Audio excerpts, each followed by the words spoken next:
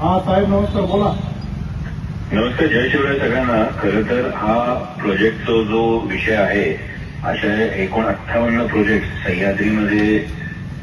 सह्याद्रीच्या पर्वतरांगांमध्ये सँक्शन करण्यात आलेले आहेत आणि आपल्या तालुक्याच्या संदर्भातले खरं तर 2 प्रोजेक्ट होत आहेत आणि या दोन्ही प्रोजेक्टच्या संदर्भामध्ये आपल्या सगळ्यांच्या ज्या कन्सर्न्स आहेत, आपल्या सगळ्यांच्या ज्या शंका आहेत, अडचणी आहेत, त्यासाठी मी ऑलरेडी कलेक्टरशी बोललेलो आहे आणि आता अधिवेशन 13 तारखेला संपल्यानंतर 18 तारखेला कलेक्टर साहेबांकडे संबंधित कंपनीचे अधिकारी आणि आपली एक बैठक आहे, ज्यामध्ये आपल्याला या प्रकल्पाची व्यवस्थित माहिती देण्यात यावी. या प्रकल्पाने नेमका काय आमचा फायदा होणार आहे, या प्रकल्पाने नेमकं काय नुकसान होणार आहे, आमच्या काय यामध्ये शंका आहेत, हे सगळं आपल्याला त्या बैठकीमध्ये कलेक्टर साहेबांच्या उपस्थितीमध्ये हे आपण करणार आहोत. आणि सुरेशभाऊ, या बैठकीला तुम्ही असाल, अतुलशेठ असतील, आपण सगळे या बैठकीला जाऊ, जेणेकरून आपल्या ज्या ज्या शंका आहेत या समोर मांडल्या जाव्यात. आपल्याला जो काही त्याच्यामध्ये हा आपला विरोध आहे, हा विरोध स्पष्टपणे आपण त्यांना सांगू. या संदर्भामध्ये केंद्रीय पर्यावरण खात्याला सुद्धा ऑलरेडी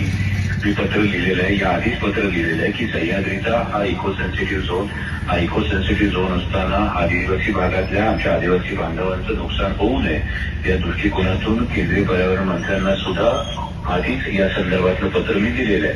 तर 18 तारखेच्या या बैठकीमध्ये आपल्यासाठी चित्र स्पष्ट होईल आणि या लढ्यात नेहमीप्रमाणे मी पूर्णपणे तुमच्या सोबत आहे, हे मी तुम्हा सगळ्यांना ग्वाही देतो. धन्यवाद खासदार साहेब. जय शिवराय.